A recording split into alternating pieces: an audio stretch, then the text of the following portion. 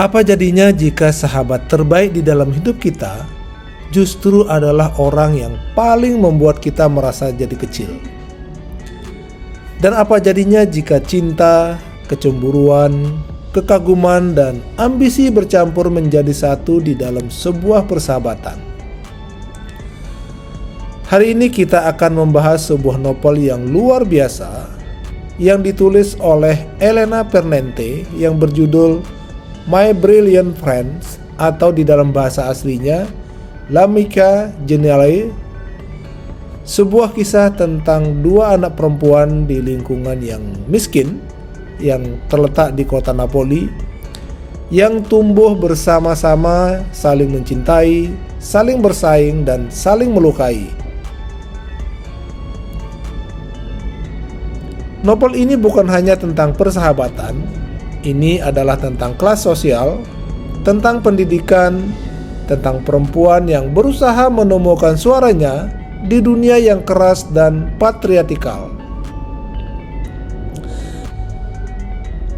Dan percayalah, setelah membaca novel ini, Anda akan memandang persahabatan dengan cara yang sangat berbeda.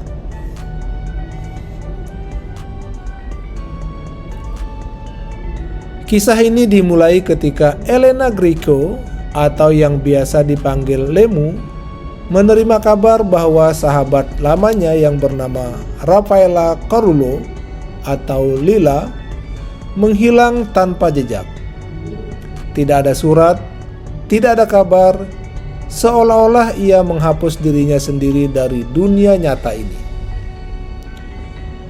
Di titik inilah Lenu memutuskan untuk menuliskan kisah tentang hidup mereka. Dan dari situlah novel ini mulai ditulis.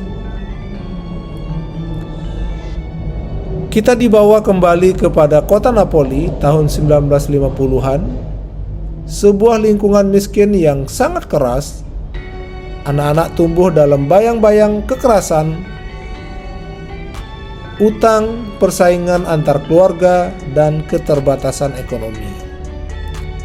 Di tengah dunia yang seperti itu, muncul dua anak perempuan yang sangat cerdas, yaitu Lemu yang rajin dan tekun, kemudian penuh dengan rasa takut gagal, serta Lila yang jenius, liar, pemberontak, intuitif, dan tak terkendali. Sejak kecil mereka bersaing di dalam pelajaran, siapa yang paling pintar, siapa yang paling cepat membaca, dan siapa yang paling berani melawan guru. Namun yang membuat cerita ini menjadi kuat bukanlah sekedar kecerdasan mereka, melainkan bagaimana sistem sosial di sekitar mereka yang membentuk takdir yang sangat berbeda.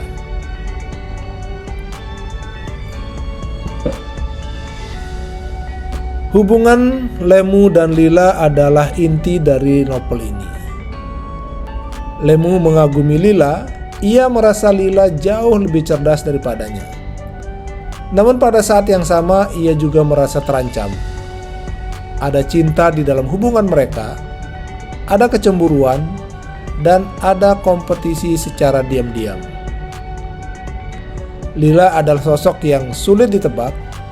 Ia berani melawan orang dewasa, berani menantang norma, bahkan sejak kecil ia sudah menunjukkan kecerdasan yang luar biasa. Namun ironisnya justru Lila yang tidak bisa melanjutkan sekolah karena keterbatasan ekonomi keluarganya. Sementara Lenu yang merasa dirinya tidak secerdas Lila justru mendapat kesempatan untuk terus belajar. Disinilah tragedi sosial mulai terasa. Bukan soal siapa yang lebih pintar, tetapi siapa yang punya kesempatan. Ferrante dengan sangat halus menunjukkan bahwa bakat saja tidak cukup untuk hidup.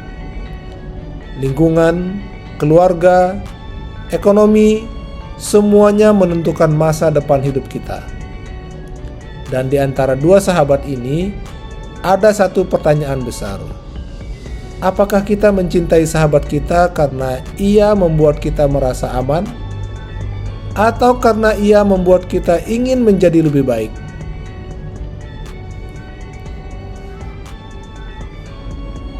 Napoli di dalam novel ini bukan sekedar latar tempat, tetapi ia seperti karakter ketiga. Lingkungan miskin ini penuh kekerasan, di mana ayah memukul anak, suami memukul istri, anak-anak tumbuh dengan ketakutan dan kemarahan. Pennette tidak romantis, ia jujur, kasar, dan apa adanya.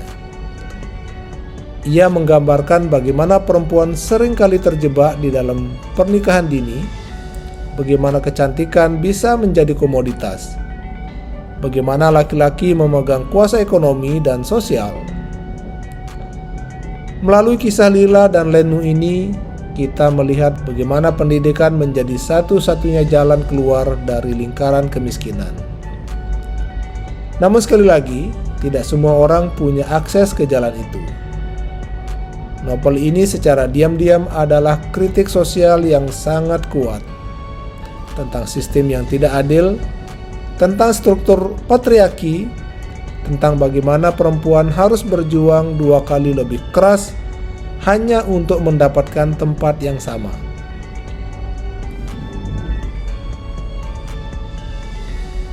Salah satu kekuatan terbesar novel ini adalah pada gaya penulisannya.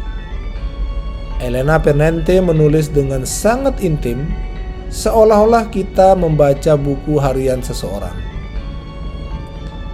Bahasanya sederhana, tetapi emosinya yang sangat dalam. Ia tidak berlebihan di dalam metafora, namun justru terasa lebih nyata. Yang menarik, identitas asli Pennette hingga kini tetap misterius. Ia menulis dengan nama yang samaran, seolah-olah ia ingin agar karya berbicara lebih keras daripada dirinya. Dan memang benar, My Brilliant Friend telah menjadi fenomena global. Novel ini diterjemahkan ke puluhan bahasa dan bahkan diadaptasi menjadi serial televisi internasional. Beberapa tema besar di dalam novel ini antara lain tentang persahabatan yang sangat kompleks, ambisi dan inferior, pendidikan sebagai jalan mobilitas sosial, ketidakadilan kelas, serta identitas dan pencarian jati diri. Namun yang paling kuat adalah satu hal, rasa takut ditinggalkan. Nah, baik Lenu maupun Lila, keduanya sebenarnya takut kehilangan satu sama lain. Karena di dalam persaingan mereka, tersembunyi kebutuhan untuk diakui. Dan mungkin itulah yang paling manusiawi dari cerita ini. Kelebihan dari novel ini antara lain karakter yang sangat kuat dan realistis, kemudian emosinya yang sangat autentik, kritik sosial yang tajam namun tidak menggurui, serta relasi perempuan itu ditulis dengan kedalaman psikologis yang luar biasa. Namun selain kelebihan, ada juga kekurangan di mana alurnya cenderung lambat bagi pembaca yang menyukai cerita cepat. Kemudian banyak detail sosial yang mungkin terasa sangat berat dan minim aksi yang dramatis besar, lebih fokus pada dinamika batin. Nah, My Brilliant Friend ini bukan sekedar novel yang bercerita tentang 2 anak perempuan. Ini adalah potret tentang bagaimana hidup membentuk manusia. Nah, novel ini sangat cocok untuk cerita karakter yang dalam, kisah tentang perempuan dan perjuangan sosial, dan novel ini ditulis dengan muatan psikologis yang sangat kuat. Nah, jika Anda mencari cerita yang penuh ledakan konflik besar, mungkin ini bukan pilihan utama. Namun jika Anda ingin membaca sesuatu yang menggugah dan jujur, serta menyentuh sisi terdalam di dalam persahabatan 2 orang manusia, maka novel ini sangat layak untuk dibaca. Dan mungkin setelah menutup halaman terakhirnya, Anda akan bertanya pada diri Anda sendiri, di dalam hidup ini siapakah teman brilian itu? Dan apakah Anda benar-benar mengenalnya? Jika Anda menyukai resensi seperti ini, jangan lupa di like, subscribe, dan tuliskan komen Anda di kolom komentar di bawah ini. Apakah Anda pernah memiliki sahabat yang sekaligus menjadi pesaing terberat Anda? Sampai jumpa di resensi berikutnya. Wassalamualaikum warahmatullahi wabarakatuh.